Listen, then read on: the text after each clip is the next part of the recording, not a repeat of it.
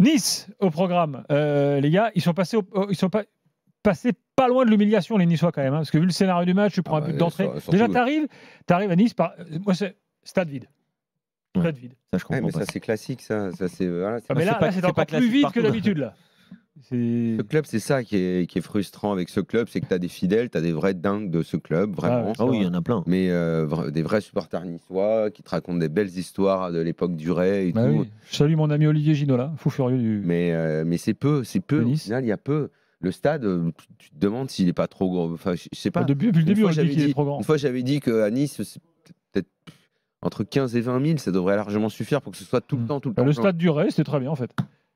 Ouais, mais moi, je me suis vraiment trompé parce que j'ai toujours cru que quelque chose pourrait naître à Nice, qu'un truc pourrait se créer et tout, mais on n'y arrive pas. On n'arrive pas à le voir. Je suis encore allé récemment, là, c'est super galère pour arriver au stade. Il n'y a rien qui est facile. Là, officiellement, il y a 14 000 spectateurs. Ce soir ? C'est le chiffre officiel, 14 757. Ah ouais ? Bon, mais il fait combien le stade ? Des invités, des gens qui ne sont pas venus. Il fait combien le stade ? 40 000 ? Un peu moins que ça. 38 ? Non, pour moi, je pense que de façon effective, il n'y avait pas 14 000. Non. Mais moi, je te dis, c'est pas un stade de 15 000. C'est genre le stade à Amiens, ce genre de stade-là. Parce que là, le stade à Reims. Je veux pas faire ce genre de stade-là qu'il faudrait là-bas. Je veux pas faire ma petite, comment tu t'appelles ça, ma petite popote, mais tu inverses le match à Twente, il n'y a pas une place de libre. Hein, et le stade est gros. C'est un gros stade. Il n'y a pas une place de libre à Twente. Si tu reçois Nice. Tu dis ça, en fait. Bah non, mais c'est pour te dire quand même. Ça résout pas le problème de Nice. Hein. Non, mais je veux dire quand même que tu dis que c'est souvent le cas. C'est le 3e point des Pays-Bas. Voilà. Le 3e point des Pays-Bas. C'est qu'il y a un engouement quand même incroyable. Bref. Donc déjà, il y a ça. Je veux dire que c'est dommage. Je ne sais pas si ça joue sur la motivation, sur ce qui se passe dans le club. Moi, déjà, sur les dernières semaines, j'ai souvent dit que je ne comprends pas trop ce qui se passe cette année. Alors, on va me dire, ouais, ils ont battu Monaco. Pour moi, ils ont fait le match contre le PSG, qui est leur meilleur match, où ils sont motivés, ils font un grand match. Et en fait, c'est ça qui m'emmerde. C'est qu'ils ont une motivation à géométrie variable qui fait qu'ils sont capables de bien jouer de façon cohérente par séquence à des moments. On me dit, ils ont battu Monaco. Bah ouais, ils ont battu Monaco quand Monaco a été réduit à 10. Et puis, tu regardes leur match, très souvent, c'est une demi-heure, 3/4 d'heure. On va dire, mais quand ils jouent une demi-heure, ils sont bons parce qu'ils marquent. Ouais, ok, d'accord, mais si on se satisfait de ça. Après, je sais pas, je vais peut-être dire une connerie, mais j'ai aucune info, c'est une espèce de sentiment que j'ai. Est-ce que Francaise est vraiment bien dans le club ? Bah, déjà, il y a eu une rumeur Rennes. Il y a une rumeur Rennes, vous avez remarqué qu'il a été un peu évasif. Non, mais après, Rennes, il n'a pas dit direct, voyons, non, pourquoi vous dites ça ? Attention, Rennes, c'est son club aussi. Ouais, bah oui. Voilà, il a dit laissez-moi tranquille, je vais arriver. Tu peux pas insulter l'avenir, hein, c'est ton club. Je sais pas, quand je le vois et tout, moi c'est un entraîneur que j'aime beaucoup, qui remue ses équipes. Moi, je trouve que souvent Nice est sans vie quoi, sur le terrain. Par séquence, ça va. Et sinon, à côté de ça, t'as l'impression qu'ils sont anesthésiés, ça remue pas. Lui, je le trouve un peu passif. Est-ce qu'il s'est un peu embourgeoisé sur la Côte d'Azur ? Est-ce que l'environnement l'a un peu ramolli ? Il a un peu à l'image de l'équipe, quoi. De temps en temps, ça joue. C'est 3/4, 1/4, quoi. Voilà. Et pendant 3/4, aujourd'hui, ils se sont fait tourner par Twente. Mais vraiment, ils se sont fait balader, quoi. Écoutez-le, justement. Ah, vas-y. Francaise, après Kevin, tu as la parole. Il faudra toujours plus de points que 2, hein. On est à peu près tous d'accord. Donc ça veut dire qu'il faudra gagner des matchs, ce qu'on n'a pas réussi à faire depuis 4 matchs en Europa League. On a fait 2 nuls à domicile, 2 défaites à l'extérieur. Donc c'est clair que pour espérer toujours dans cette compétition, on a les 2 matchs avant la trêve qui seront évidemment déterminants. Voilà. Bon, il est vrai que Nice est mal classé. Bon, rien n'est foutu. Hein. Il reste encore 4 matchs. Tu vois, là, dans son ton de voix, je peux rejoindre un peu Daniel, parce qu'on a l'impression qu'il est un peu blasé.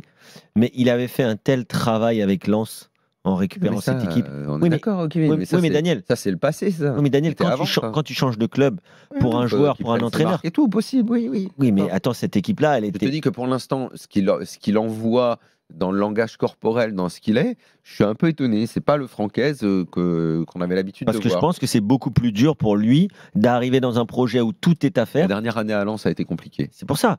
Il a fallu qu'il se relance. Et je trouve qu'il a du mal à se relancer. Mais peut-être que je me trompe. Peut-être mais je pense que c'est que tout va bien, qu'il est content et tout. Je répète, c'est un sentiment. Je suis d'accord avec toi. C'est un sentiment. Je suis d'accord avec toi et je pense que c'est très dur pour un entraîneur comme lui de se relancer après ce qu'il a vécu pendant 4 ans à Lens, en venant de nulle part. Je pense que ça ne doit pas être facile. Bon. Voilà pour Nice. Petite évaluation quand même, les gars. Bon, Laborde revient titulaire. Il a joué aussi en championnat. Bon, malgré tout, le scénario, tu sors quand même du match. Moi, je pense que les supporters se disent bon. On a quand même vu à la fin une sorte de réaction. S'il y en a un qui bouge, c'est Mohamed Ali Chaud quand même. Ouais, par exemple. Ils ont presque été meilleurs à 10 qu'à 11. Et ça montre aussi. Ça montre qu'il y a un problème d'attitude. Ça montre que cette équipe de Twente, et je le disais tout à l'heure en souriant, mais c'est une équipe qui est largement prenable pour Nice. Bon, même s'ils ont quand même été ferme match nul à Old Trafford. L'attitude de Nice, c'est-à-dire de jouer simplement à la fin, quand tu reviens. À l'énergie, quand tu vas à l'énergie. Et pendant une mi-temps, tu te fais promener et tout. C'est pas normal. C'est pas normal. C'est pas normal. Ça, c'est sûr. Tiens, sur Direct Studio, Sébastien me dit dans le décompte des gens présents, les abonnés sont toujours comptés, qu'ils soient absents ou présents. Ah ouais précise-t-il. Ouais, ce qui sert absolument à rien. Quoi. Oui, ce qui est effectivement un peu nul. Bon, en même temps, comment ferait le club pour savoir qui est présent et absent? Je ne sais pas s'il n'y a pas un bip de. Si, tu as un bip, tu es bipé à l'entrée. Oui, mais est-ce que tu as un truc centralisé derrière? Non, mais je veux dire, tu n'as pas un truc centralisé. Ah, tu veux dire centralisé pour savoir le nombre d'abonnés. Ton portique qui bip sur le moment là où tu es pour voir si ça veut dire que c'est pareil en championnat alors. Bah oui. Donc en fait, en championnat, c'est pareil. Tu sais jamais combien il y a de spectateurs. Bon, voilà. Oui, je vais juste regarder le calendrier quand même des Niçois en Coupe d'Europe parce qu'on peut peut-être commencer quand même à s'inquiéter. À quel moment ils peuvent les gagner, les matchs? Bah oui. Vas-y, dis-moi quel match ils peuvent gagner. Les prochains matchs, ils reçoivent les Glasgow Rangers. C'est loin d'être fait. Hein. Après, ils vont les Rangers sont vraiment faiblards cette année. Hein. Après, ils vont à l'Union Saint-Gilloise. Ouf, pas facile. Compliqué. Et après, ils vont à Elfsborg. Évidemment, vous savez tous où se trouve ce club. Suède. Bien, Daniel. Et mais oui, parce qu'ils avaient éliminé une année. C'est pas eux qui avaient éliminé Non. Esberg. Ah, c'était Esberg, Stéphane Edberg là contre Lyon. Stéphane Esberg. Et après, ils finissent, ils reçoivent Bodo Glimt. Il n'y a aucun match facile. Très honnêtement, ils ont un parcours. Mais logiquement, une équipe de Ligue 1 face à ces clubs-là, ça doit gagner. Ça doit gagner la majorité des matchs. C'est ça qui est énervant, c'est que c'est pas normal. En termes de budget, de moyens, tout ça, c'est pas normal. Est-ce que Nice, ils doivent les gagner ces matchs. Est-ce que tu disais sur Lyon, est-ce que Nice, entre guillemets, peut-être inconsciemment, ne favorise pas le championnat? Je vois pas bien ce qu'ils ont à favoriser en championnat, Nice. Nice, ils peuvent finir le plus haut possible quand même. Hein? Franquet, c'est un mec qui veut finir le plus haut possible. Oui, non, mais d'accord, mais je pense pas qu'ils visent la zone Ligue des Champions. Eux, ce qu'ils doivent faire, c'est d'abord remplir le stade, provoquer quelque chose, un engouement, raconter une histoire sympa. Là, ils racontent rien du tout, Nice, en ce moment. Rien du tout.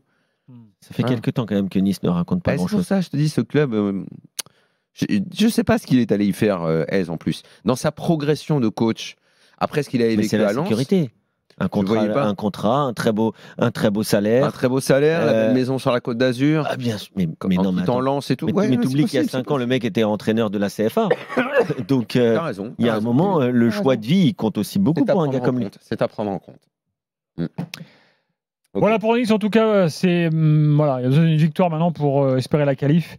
Il faudra qu'ils aillent la chercher. Dans un instant, les drôles de l'âme et ensuite Kylian Mbappé qui n'a pas été appelé aujourd'hui par Didier Deschamps. A tout de suite dans l'after.